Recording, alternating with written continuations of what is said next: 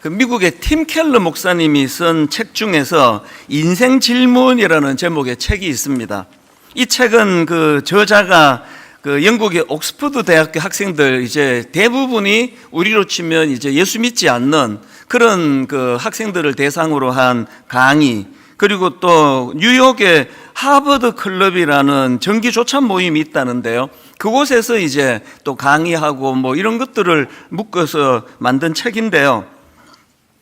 우리 책으로는 이걸 인생 질문이라고 번역을 했지만 그 저자가 만든 원래 책 제목은 Encounters with Jesus, 그러니까 이제 우리말로 하면 예수와의 만남, 그러니까 이런 제목으로 쓴 책입니다. 그리고 이 책을 딱 펼치면 그 제목이 갖고 있는 의미가 계속 연결이 되는데요. 제일 먼저 나오는 게 한 페이지에 나오는 이런 글이 있습니다. 인간은 삶의 의미를 찾기 위해 수많은 질문에 둘러싸여 산다. 기독교는 예수가 그 모든 것의 답이라고 말한다. 이것이 타 종교와 기독교가 가진 차이점이고 곧 복음이다. 그리고 이 책의 프롤로그 제목도 또 반복됩니다. 제목이 이렇습니다. 우리가 만나야 할 예수. 제가 맨 처음에 이 책에 관심을 갖기 시작한 거는 이 책 소개글에 나오는 문장 하나였는데요. 앞부분부터 한번 들어보십시오.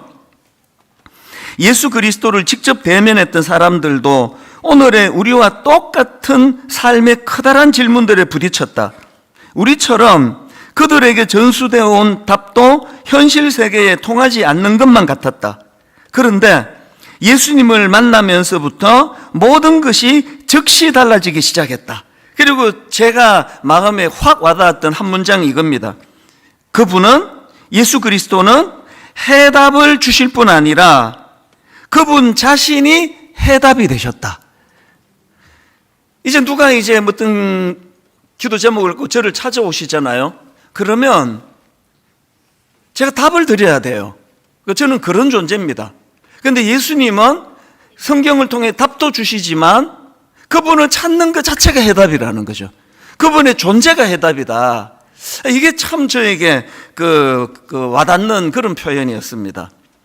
그리고 이 책의 파트 1의 제목도 똑같습니다. 예수와의 조우, 인생의 답을 얻다. 제가 오늘 설교 제목을 여기에서 따온 거거든요. 제가 이런 타이틀에 관심을 갖고 또 이것들을 기도 제목으로 삼은 이유가 두 가지 있는데요. 먼저는 그 가나안 성도라고요. 이제 예수는 믿는데 교회를 안 나가는 분들. 이분들이 지금 참 많다는 이야기를 제가 듣기 때문입니다. 저도 꽤 많은 가나안 성도들을 만나서 대화도 해봤는데요. 그분들 중에 적어도 제가 만난 분들 중에는요, 나는 예수가 싫어졌어. 나는 이제 예수를 믿지 않아. 그래서 교회를 안 나가. 이런 분은 적어도 제가 만난 분들 중에는 없습니다. 여전히 예수님을 믿어요. 예수님을 사랑한다는 거죠. 그런데 교회에서 상처를 너무 받았다는 거죠. 교회에서 너무 실망을 많이 했다는 거죠. 난 김 권사 때문에 안 나가. 박 집사 싫어서 난 교회 안 나가. 또 이찬수 목사 난 꼴보기 싫어서 교회 안 가. 뭐 그런 경우도 분명히 있을 거라고 생각하거든요. 이게 이제 저에게 참 많은 마음의 부담과 짐을 갖고 있는 거죠. 목사니까요. 어떻게 하면은 분명히 예수는 믿는데 교회는 안 나가는 이런 분들을 다시 교회로 발걸음을 돌리게 할 수 있을까? 그래서 이제 가나안 성도 여러분 다 아시죠? 거꾸로 해가지고 예수는 믿는데 안 나가. 그래서 가나안 성도예요. 이게 이제 저에게 숙제가 있었기 때문에 이제 이런 책 제목 이런 것들이 저에게 참 와닿고요. 또 하나 이유가 있습니다. 제가 요즘에 계속 예수님 존재가 해답이라는 이런 문제를 가지고 고민하고 또 기도하게 된 이유가 있다면 근래에 몇 번 말씀드렸는데요. 지난 7월 말부터 시작이 돼요. 제 고민이. 아니 사람들은 분당 우리 교회가 되게 좋은 교회라고 물론 이제 면전에서 덕담을 하는 이야기겠지만 분당 우리 교회가 좋은 교회라고 그런 이야기를 많이들 하시는데 하나님 아니라는 거예요. 분당 우리 교회 좋은 교회 아니라는 겁니다. 좋은 교회가 아니라는 것보다는 문제가 많다는 거죠. 같은 말 아닙니까? 분당 우리 교회가 더 건강한 교회가 되기 위해서는 지금보다 훨씬 더 영적인 교회가 돼야 된다. 그리고 교회 안에서 성도들이 나누는 대화가 영적인 대화가 돼야 된다. 이런 부담을 계속 하나님이 저에게 안겨주셨는데요. 제가 이제 이런 문제를 가지고 계속 고민하고 있다 보니까 하나님의 계시의 말씀은 항상 점진적이에요. 한 번에 확 다 주시지 않아요. 왜? 이 미련한 우리는 소화를 못 시켜요. 아무리 말씀하셔도 그걸 한 번에 다 훅 알아듣는 이런 경우가 없기 때문에 한 커플 한 커플 지금 제가 그걸 깨달아가고 있는 중이거든요. 그러고 있는데 이게 너무 제가 감사한 게 생각지도 못했어요. 이걸 결부시키는 거는. 그런데 하나님께서 7월 말에 이 부담을 저에게 주셨는데 그로부터 석 달 뒤에 새생명 축제가 있네요. 그러면서 제가 깨달아가는 게 뭐냐면 하나님이 원하시는 그 영적인 공동체가 돼야 된다. 또 영적인 언어가 풍성한 교회가 돼야 된다는 것은 바로 오늘 제가 제목으로 잡았던 바로 이 포인트입니다. 예수 그리스도와의 만남. 그것이 인생의 정답이다. 뭘 말하는지 아시겠죠? 교회가 이찬수 목사 오늘 설교 잘하대. 이게 말이 많은 교회가 아니라 우리 순장님 참 좋은 분이야. 이런 말도 나와야 되지만 근원적으로 교회가 풍성하게 나와야 되는 거는 대안 되시는 예수 그리스도. 그분에 대한 이야기가 많이 나오고 그분에 대한 은혜의 감격이 많이 나오고 그분으로 인해서 기쁨이 충만한 사람들의 대화가 더 많이 일어나야 된다는 그 답을 제가 지금 찾아가고 있는 중이라는 거죠. 그래서 저는 이 예수와의 만남, 인생의 답을 얻다. 오늘 이 제목을 저는 굉장히 중요하게 생각을 하면서 지금 말씀을 준비하고 있는데요. 사실 이제 이런 근본적인 문제는요, 초신자들에게는 없습니다. 이번에 특별 새벽 부흥회 기간 동안에 이제 우리가 영광송이라고 예배가 시작할 때 일어나서 함께 부르는 찬양 있지 않습니까? 이걸 이제 거의 한 10여 년 부른 것 같거든요. 그래서 이게 이제 이게 너무 이게 오래 불러서 식상한다. 그런 이야기들이 들려서 제가 이제 특별 새벽 부흥회 때 이제 그때 광고를 했지 않습니까? 우리 중에 작곡하시거나 편곡 전문을 하시는 분이 있으면 이제 우리 영광성을 좀 바꾸면 좋겠다. 좀 도와달라 그랬더니요. 그 이후로 제가 많이 놀랐습니다. 절대로 이거 바꾸시면 안 된다라고 압력을 넣는 분이 계시는데 다 초신자예요. 또 우리 교회 나온 지 얼마 안 되는 분이에요. 어떤 분은요, 우리 교회 예배를 가끔씩 드리는데요, 그 예배의 문을 이 찬양으로 여는 게 너무 가슴이 벅차기 때문에 이거를 바꾼다는 건 이거 말이 안 된다는 식으로 이야기를 하더라고요. 그래서 내가 중간에서 내가 죽겠어요. 어떤 분은 너무 오래 불렀다 바꿔야 된다 그러고 어떤 분은 절대 바꾸면 안 된다 그러고 그러는데 바꾸면 안 된다는 분들이 다 초신자 분들이에요. 그래서 어떡하겠습니까? 오래 믿은 분이 참아야죠. 그러기 바꾸면 안 될 것 같아요. 당분간 더 영감 있는 곡이 또 나오리라고 저는 생각을 하는데요. 제가 그거를 보면서 이제 예수를 처음 믿는 분들은요, 얼마나 참 따끈따끈한 하나님과의 조우라 그러잖아요. 이게 여러 가지 뜻을 갖고 있는데 참 분당 우리 교회 좋은 사람 많대더라. 목사님 설교가 좀 길기는 한데 들어보면 재밌어.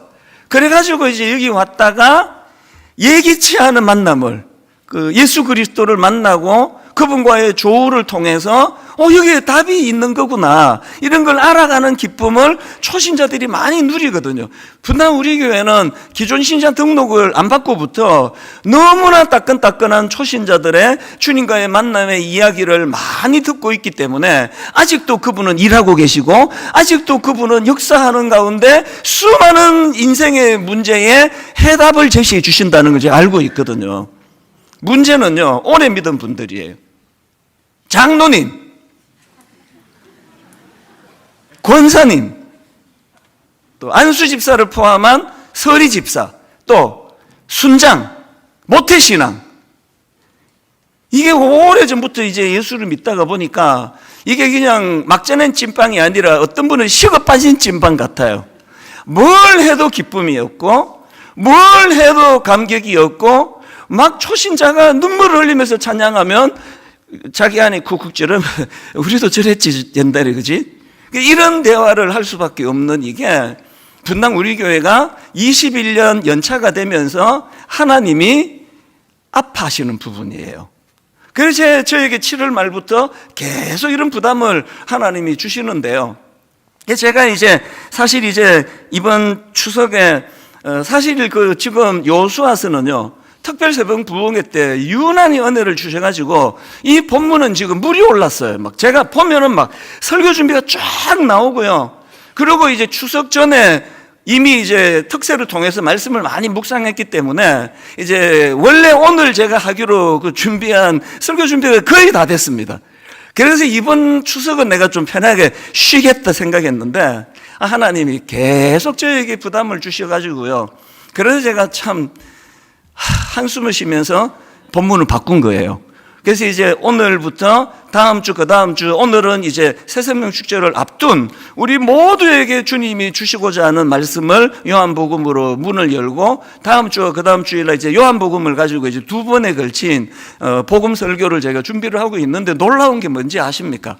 제가 식어 빠진 찐빵이었던 거예요. 제가 요한복음을 가지고 이 안에 있는 예수 그리스도, 그분은 우리 인생의 해답도 주시지만 그분 존재가 해답이 된다는 이런 내용을 가지고 이번 추석 연휴 동안에 요한복음 1장부터 4장까지를 묵상하는데 너무 마음이 제가 뜨거운 겁니다. 저는 저희 가족, 직계 가족은 다 미국에 계시고 저희 장모님은 옆집에 사세요. 그래서 추석에 동선이 가장 짧은 게 접니다. 그런데 저는 이번 추석 연휴에도 교회로 출근을 하면서 발걸음이 너무 기쁜 겁니다. 너무 행복하고요. 추석 연휴 마지막 날에는 잠을 못 이루었습니다. 너무 가슴이 뜨겁고 벅차서 밤을 아무리 자려고 애를 잠이 안 오는 걸 어떡합니까? 그래서 거의 밤을, 물론 초저녁에는 또 잤죠. 물론 초저녁에는 잠깐 눈을 붙였지만 그렇게 밤을 새다시피 요한복음을 묵상하면서 제가 오늘 이 시간을 너무너무 기다렸습니다. 이 기쁨을 흘려보내줘야 되는데, 산모가요, 제일 힘들 때가 막 저지도 오는데 이 아이에게 이게 젖을 물려줄 수 없는 이런 경우, 우리 막내도 갓 태어나자마자 어디가 안 좋아가지고 병원에 조금 더 머물렀는데 자기 엄마가 굉장히 힘들어 하더라고요. 저도 마찬가지예요. 막 영적인 젖이 막 돌면은 수많은 영혼들에게 이걸 주고 싶은 거죠. 그래서 오늘 이 시간도 이번 한 주가 안 가서 굉장히 제가 이 시간을 기다려 왔거든요. 제가 또 깨달은 게 있습니다. 모태신앙이고 또 목사고 신학 공부를 계속 해오는 사람인데도 불구하고요, 예수 그리스도, 그분을 우리가 알고자 하고 예수 그리스도, 그분이 우리 인생의 대안이 되신다는 사실을 인식할 때 마음에서 새로운 기쁨을 주시다는 거예요. 제가 목회 33년 차인데요, 횟수로 34년 차인데요, 이걸 새로 깨달아가는 기쁨을 지금 제가 누리고 있다는 거죠. 그래서 우리가 요한복음을 3주 동안 살펴보려고 하는데요, 요한복음은 말씀 이렇게 시작합니다. 요한복음 1장 1절, 태초에 말씀이 계시니라. 이 말씀이 하나님과 함께 계셨으니 이 말씀은 곧 하나님이시니라. 사복음서라고 아시죠? 마태복음, 마가복음, 누가복음, 요한복음 중에요, 그 앞에 세 가지 마태, 마가, 누가복음을 공관복음이라 그럽니다. 접근 방식이 좀 비슷하고 흐름이 좀 비슷하고 그래서 공관복음이라 그러고요. 같은 사복음서인데 요한복음만 접근이 좀 달라요. 사건 이런 거는 많이 기록하지 않고 예수님의 말씀이 주로 많이 기록되어 있는 게 요한복음이고요. 이런 식으로 나머지 공관복음하고 차이가 좀 있는데, 그 중에 하나가 뭐냐 하면은 이 요한복음은요, 사도 요한이 얼마나 주님에 대한 뜨거움이 컸던지 서론도 없고요, 그냥 바로 훅 들어와요. 예수가 하나님이시다, 메시아시다, 그러니 훅 들어와요. 마태복음에 보면 왜 서론이 있잖아요. 낳고부터 시작해가지고 좀 지나야 거기에 예수님이 나오는데, 요한복음은 쑥 들어갑니다. 근데 여기 보면은 지금 저자가 또 요한이 예수님을 말씀이라는 이걸 은유법이라 그러나요? 이 말씀이라는 매개를 가지고 이제 예수님을 소개하는데요. 태초에 말씀이 계시니라. 즉 예수님을 이렇게 표현한 거거든요. 이 말씀이 하나님과 함께 계셨으니 이 말씀은 곧 하나님이시니라. 왜 예수님을 소개하면서 요한은 지금 말씀이라는 단어를 매개로 사용하고 있는가? 여기 나오는 말씀은 헬라어로 로고스입니다. 그런데 그 요한이 지금 사용하고 있는 이 로고스는요, 그 당시 헬라 철학에서 굉장히 중요하게 다루던 개념이었다는 거죠. 그 당시 헬라 사람들은 이 로고스를 우주에 가득 찬 이치, 또 우주와 인간을 연결하는 지식, 뭐 이런 것으로 이제 철학적으로 설명을 해왔다 그러는데, 요한은 이걸 지금 어떻게 이것을 지금 활용하고 있는가 하면은, 그 주전 6세기부터 1세기에 이르기까지 헬라 문화권에 속한 사람들의 이 사상을 지배하던 철학의 골자가 로고스인데, 요한은 이걸 지금 예수님을 소개하는 재료로 쓰고 있다는 거죠. 그 오카는 목사님이 쓰신 책에서 이 부분에 대한 설명이 있는데 한번 들어보십시오. 모든 사람들은 신이 로고스예요. 그 당시 사람들이 말이죠. 신이 로고스예요. 로고스가 신이라고 믿었습니다. 그 의미를 알든지 모르든지 로고스 하면 신은 이야기하는구나 라고 생각할 만큼 로고스는 누구에게나 익숙한 개념이었습니다. 심지어 위대한 철학자 플라톤은 이런 말까지 했습니다. 어느 날 신으로부터 로고스가 우리를 찾아올 것이다. 그들은 로고스를 온 우주를 통제하는 하나의 능력이자 사람들의 생각을 지배하는 초월적인 존재로 믿고 있었던 것입니다. 그 당시 사람들이 이 로고스라는 개념을 이렇게 굉장히 중요한 개념으로 생각하고 있었는데, 그런데 흥미로운 게 뭐냐면요, 그렇게 로고스라는 개념을 중요하게 여기면서도 또 정작 이 로고스가 구체적으로 누구인지 알지 못했다는 겁니다. 그래서 여러분 그 사도행전에 보면은 사도 바울이 아덴에서 전도하면서 그 알지 못하는 신에게라고 새긴 제단을 내가 봤다, 그런 표현이 나오는데요. 그거를 세 번역을 한번 보십시오. 사도행전 17장 23절입니다. 사도 바울이 이렇게 말합니다. 내가 다니면서 여러분이 예배하는 대상들을 살펴보는 가운데 알지 못하는 신에게라고 새긴 제단도 보았습니다. 그러므로 나는 여러분이 알지 못하고 예배하는 그 대상을 여러분에게 알려드리겠습니다. 그러면서 사도 바울도 예수 그리스도가 바로 너희들이 그 알지 못하고 믿는 그 신이다, 이거를 이제 사도 바울이 강조하는 거거든요. 그러면 지금 오늘 요한복음 1장 1절에서 마음이 얼마나 뜨겁고 급했으면 뭐 인사말도 없고 부연 설명도 없고 그냥 쑥 들어온 게 예수가 메시아예요, 예수가 하나님의 아들이에요, 이거를 설명하면서 로고스라는 개념을 가지고 설명하는 이유는, 옥 목사님의 그 표현으로 말씀을 드리자면 사도 요한이 이걸 지금 외치는 거죠. 너희들이 날마다 로고스 하는데 그 로고스가 바로 예수 그리스도시다. 그 예수 그리스도가 바로 로고스다. 사도 바울식으로 말하면 너희들이 알지 못하는 신이라고 그렇게 팻말도 만들어 놓고 그렇게 내가 봤는데, 너희들이 알지 못하는 신이라고 한 그 신이 예수 그리스도시다. 이게 요한복음의 첫 출발이에요.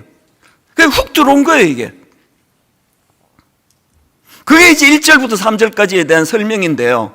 그리고 4절에 보면 이제 예수 그리스도가 참 신이라는 사실을 그렇게 선포하고 난 다음에 이제 4절에서 그 예수 그리스도와 관련된 두 가지 중요한 개념을 거기다 언급합니다. 자, 4절을 보십시오. 1장 4절입니다. 그 안에 생명이 있었으니 이 생명은 사람들의 빛이라.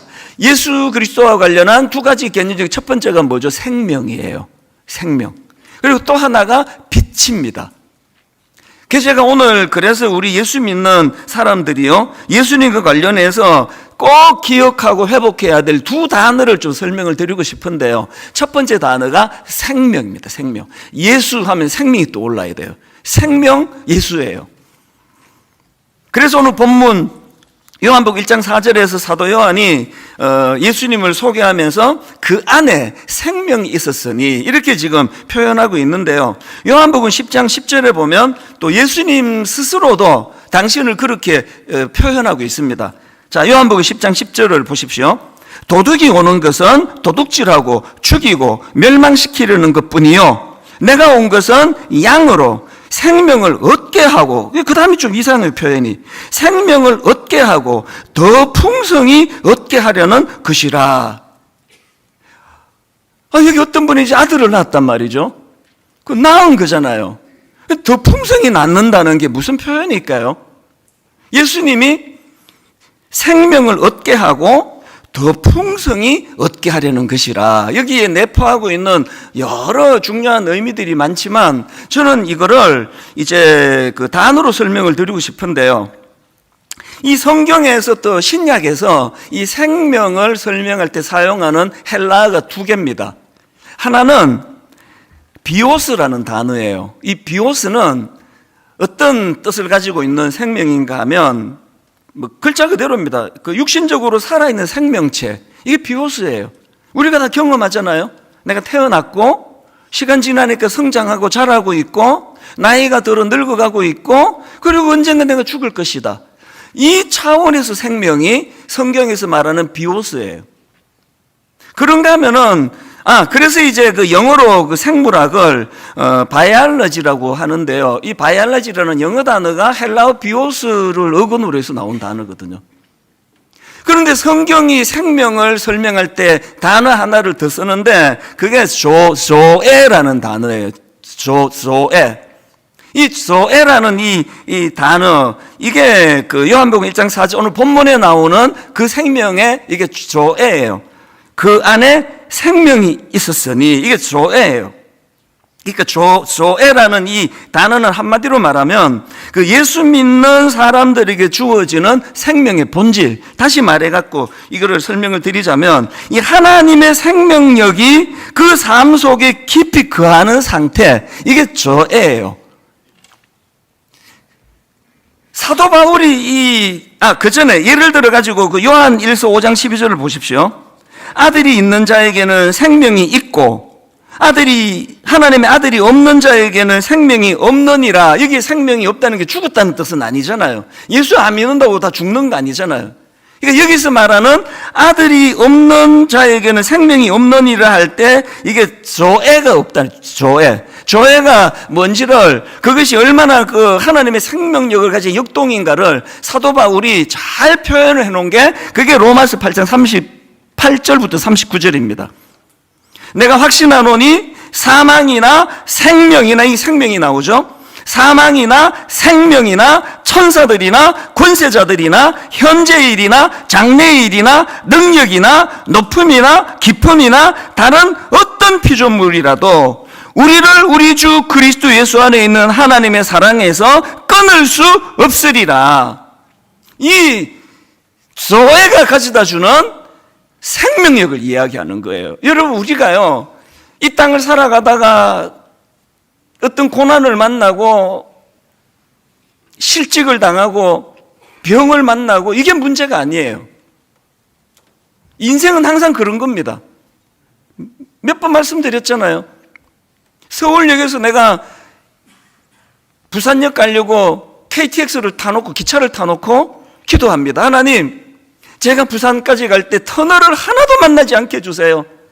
여기 타고 있는 모든 승객들이 다 터널을 만나도 저는 예수 믿는 사람 아닙니까? 터널을 만나지 않게 해주세요. 그 엉터리 같은 기도를 우리가 실제 생활 속에서 한다니까요.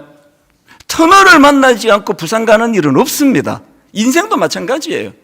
누구라서 병을 안 만납니까? 누구라서 사별의 아픔을 안 겪습니까? 누구라서 자녀가 속썩이는 일? 누구라서 결혼했더니 배우자가 내가 원했고 기대했던 사람이 아니라서 실망하는 일이 누구라서 안 일어나느냐고요. 문제는 그런 일을 부닥치지 않는 것이 행복이고 그런 일이 찾아오는 게 불행이 아니라 그런 인생의 나그네 길 가운데 찾아오는 수많은 굴곡에 생명력이 있는 하나님의 생명력, 조에가 없는 거예요. 왜 자꾸 가난한 성도가 생깁니까? 교회가요, 이 비오스 수준의 신앙생활을 하는 성도들로 꽉 찬 교회가 있고요, 조애의 기쁨을 많이 누리는 그런 교회가 있습니다. 후자가 하나님이 저에게 원하는 교회예요.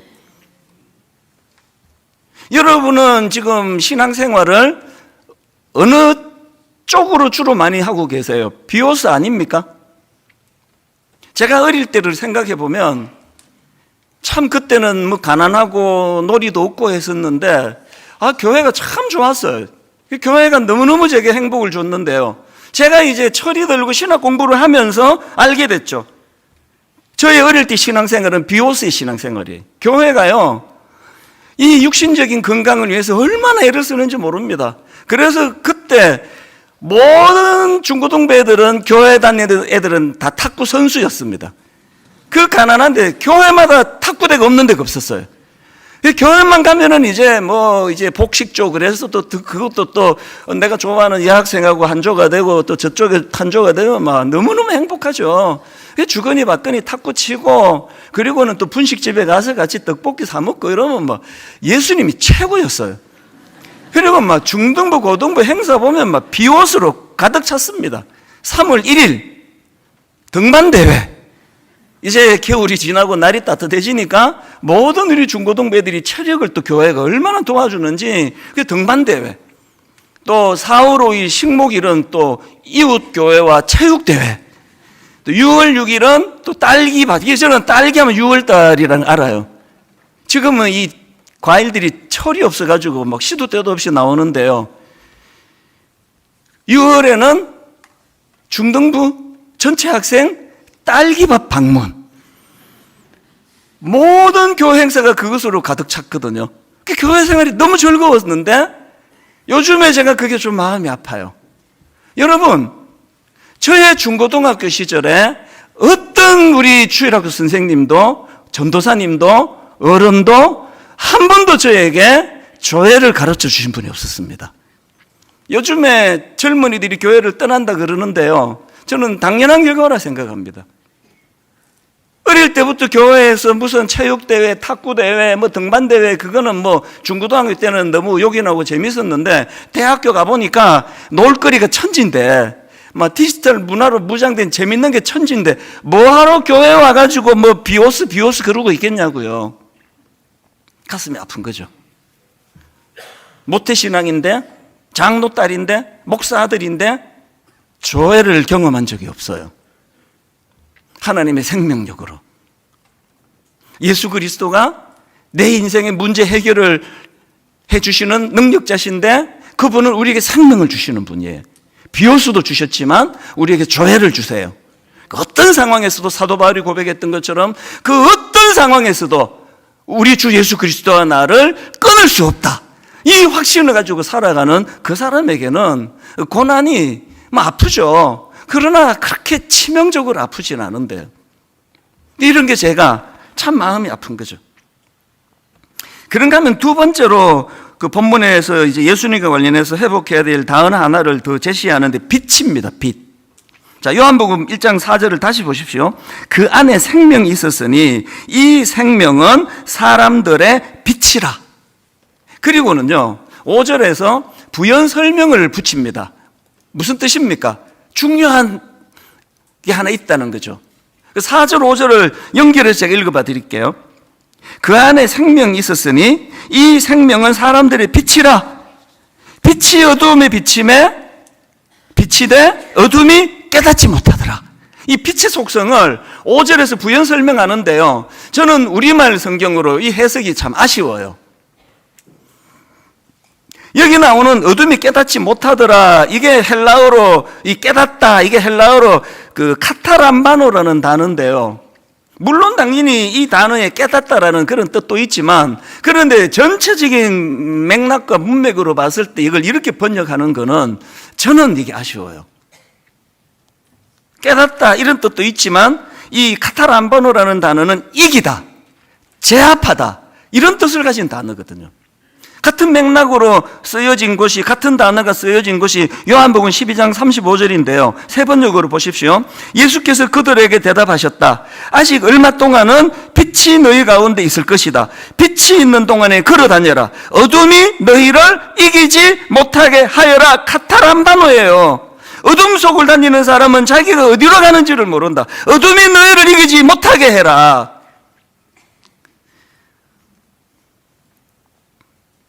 그래서 이 요한복음 1장 5절은요, 이렇게 해석을 하면 좀 더 좋을 것 같아요. 빛이 어둠에 빛이 돼 어둠이 이기지 못하더라. 자녀 때문에 마음고생을 많이 하시잖아요. 사춘기 때는 이놈의 자식이 불량한 애만 나가지고 얘는 지금 뭐 완전히 어둠을 헤매는데 우리 아들이 얘한테 물들면 어떡하나. 그게 막 초미의 관심사 아닙니까? 너 지금 누구 만나고 있어? 엄마, 누구 만나고 저녁 먹고 올게. 걔가 누구야? 그 괜찮은 애야? 건전한 애야?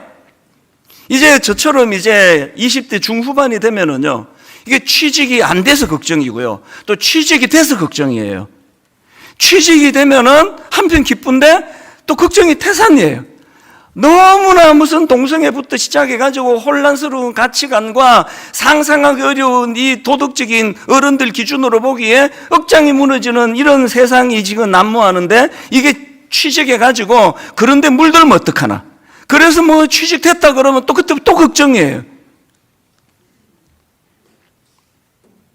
이런 생각을 좀 해보시면 어떨까요? 하나님, 우리 애가 참 건전하고 건강한 아이들을 만나가지고 참 순탄하게 잘 자라는 그건 너무너무 감사하지만, 때로 이 아이가 그렇지 않은 그런 아이들과 사귄다 할지라도 부모인 제가 기도하겠습니다. 이 요한복음 1장 5절에서 하나님이 예수 그리스도의 속성은 빛인데 빛이 어둠에 비침에 어둠이 그 빛을 이기지 못하더라라고 말씀을 하셨다면, 하나님, 우리 아이는 빛의 자녀입니다. 우리 아이가 방황하는 그 아이를 만나서 우리 애가 탈선하는 것이 아니라 빛의 아들인 우리 아들을 이 아이가 만났기 때문에 그 아이가 인생의 변화가 일어나기를 저는 원합니다. 여러분, 그런 기도를 병행해서 할 수 있다면 그 얼마나 좋겠습니까? 저는 이 말씀을 묵상하는 중에 그 구약에 나오는 그 요셉 생각도 나고요. 또 구약의 또 다니엘, 전부 그 어두움을 빛으로 이긴 사람들 아닙니까? 그래서 무슨 생각이 드는가 하니까요, 요셉과 다니엘도 참 믿음으로 그 어두움을 빛으로 이겨냈다고 하는데 구약 사람들이에요. 우리는 신약 시대를 살고 있잖아요. 우리는 어떤 특혜를 누립니까? 예수 그리스도가 십자가를 통해서 요한복음 16장 33절이요. 이것을 너희에게 이르는 것은 너희로 내 안에서 평안을 누리게 하려 함이라. 그 다음 보세요. 세상에서는 너희가 환난을 당하나 뭘 깨달아야 됩니까? 여러분, 지금 어려움 중에 계세요? 고난 중에 계세요? 아픔이 있으세요? 잘 살고 계시는 거예요. 그게 이상한 게 아닙니다. 고난을 당하는 게 이 땅이에요. 뭐가 핵심입니까? 그 다음 다시 보세요. 너희가 환난을 당하나 담대하라. 주님께서 이렇게 말씀하세요. 내가 세상을 이겼노라.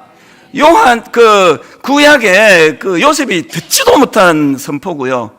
다니엘이 꿈도 꿀 수 없던 놀라운 선포를 우리는 지금 읽고 듣고 있는 존재들 아닙니까? 교회가 만약에 지지멸렬하고 있다면 그거는 생명력이 없어서 그래요.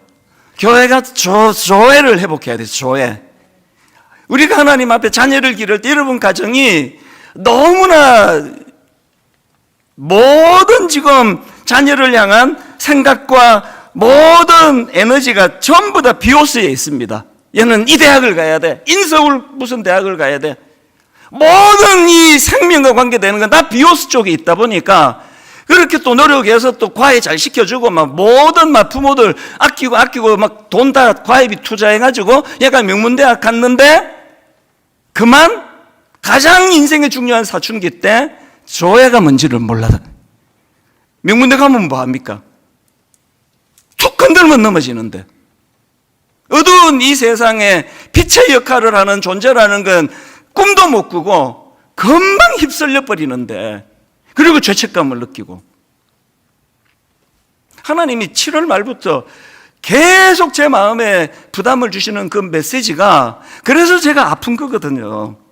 그런데 여러분, 이번에 이제 2주간 새샘일 축제가 있는데요. 여러분, 여기에서 저는 이게 자꾸 무슨 뭐 실적, 이번에 몇 명이 또 초대되는 거야. 또 몇 명이 또 결신해. 이제 이 생각하지 마세요. 먼저 우리가 조회를 경험해야 돼요. 여러분, 우리가 먼저 문제에 해답되시는 예수 그리스도, 우리가 이분을 만나야 돼요. 갈망해야 돼요. 요한복음 1장 14절에서 말씀이 육신이 되어 우리 가운데 거하심에 우리가 그의 영광을 보니 아버지의 독생자의 영광이요 은혜와 진리가 충만하더라. 여러분이 놀라우신 대안 되시는 예수 그리스도, 참 그 요한의 표현으로 참 로고스 되시는, 참 신 되시는 예수 그리스도를 내가 목말라 해야 돼요. 모태신앙 필요 없고요. 장로, 권사, 목사, 안수 그 전부 필요 없고요. 목마름이 있어야 돼요. 지금 초신자들은 막 쪄낸 찐빵처럼 막 찬양 하나 불러도 눈물이 나고 삶 가운데 하나님의 조회가 우리 가정에 임하면서부터 어두움이었던 우리 가정에 빛이 들어오는 것을 기뻐하고 감격하고 예배 시간에 눈물을 훔치는데, 모태신앙 오대째 예수 믿는 그분 옆에 보면서 나도 옛날에 이랬지, 이런 상태를 방치하시면 안 된다는 거거든요. 사모하셔야 돼요. 갈망하셔야 됩니다. 저 목회 34년 차예요, 횟수로. 그런데 이번 추석에 너무너무 신비롭고 뜨거운 은혜를 경험하고 나니까 삶에 활력이 생기는 거예요. 막 너무 마음의 기쁨이 찾아오는 거거든요. 이 신비. 여러분, 이 예수 그리스도를 먼저 경험하셔야 되고요. 그리고 그것을 선포해야 됩니다. 로마서 10장 10절에 사람이 마음으로 믿어, 그 다음에 사람이 마음으로 믿어 의에 이르고, 그 다음에 입으로 시인하여 구원에 이르느니라. 분당 우리 교회 하나님이 말씀하시는 문제가 많은 교회가 확실합니다. 우리 전도 안 한 지 오래됐어요. 사람으로 차고 넘치는데 뭐 앉을 자리도 없는데 무슨 전도입니까? 무슨 문제가 생기죠? 마음으로 믿는 거로 다가 아니에요. 입으로 시인해야 된대요. 예수 그리스도가 하나님의 아들이라고 입으로 그것을 선포해야 된대요. 이번 새세면 축제를 준비하는 일주일 동안에 여러분 누구에게 한번 선포해 보세요. 그리고 2명 교회 데리고 가게 돼서 이런 소리 하지 마시고요. 내가 누군가에게 예수를 선포하면 그 선포하는 메시지가 상대방 귀에도 들어가지만 그게 내 귀에도 들어와요. 그럼 내가 영적으로 풍성해지는 거죠. 시간이 너무 아쉬운 게요, 내가 지금부터 이제 한 30분을 더 써야 되는데, 분당 우리 교회에서 처음 예수 믿는 사람이 이 교회에 와서 예수님을 만나서 누리게 된 기쁨, 제가 지금 한 3가지 정도를 준비해 왔는데요, 허락하시면 한 30분 더 쓸 건데요, 한 분만 원하시고 나머지는 원하지 않으시기 때문에 예배 마치고 오셔서 1대1로 제가 전해드릴게요. 언젠가 제가 나눌 거예요. 제가 마음이 뜨거워요. 분당 우리 교회가 더 성숙해져야 되지만 오늘도 여전히 이 안에 조회, 주님이 주시는 생명력으로 감격하고 눈물을 흘리고 가정이 회복되고 자녀가 변화를 입고 건강을 다친 그 자리에서 예수 그리스도가 대안 되시는 그분 앞에 무릎을 꿇고 눈물을 흘리는 이런 일들이 매주마다 일어나고 있다는 거예요. 저는 오늘 문제에 해답되시는 예수 그리스도, 그래서 이 찬양으로 그 말씀을 총 정리를 했으면 좋겠는데요, 무명이어도 공하지 않는 것은 예수 안에 난 만족함이라. 그 다음 가사 보니까요, 가난하여도 부족하지 않은 것은 예수 안에 오직 나는 부요함이라. 고난 중에도 견뎌낼 수 있는 것은 주의 계획 내가 믿기 때문이라. 실패하여도 일어설 수 있는 것은 예수 안에 오직 나는 승리함이라. 조회, 예수 그리스도를 만난 자들에게 주시는 하나님의 생명력을 가진 자들이라는 고백이에요. 오늘 우리 한번 말씀을 기억하시고 우리 가정에, 우리 자녀들에게, 내 배우자에게 이 생명력을 내가 전하고야 말겠다, 이런 마음에 좀 비장함을 가지고 우리 한번 이 찬양 같이 불러보기 원합니다.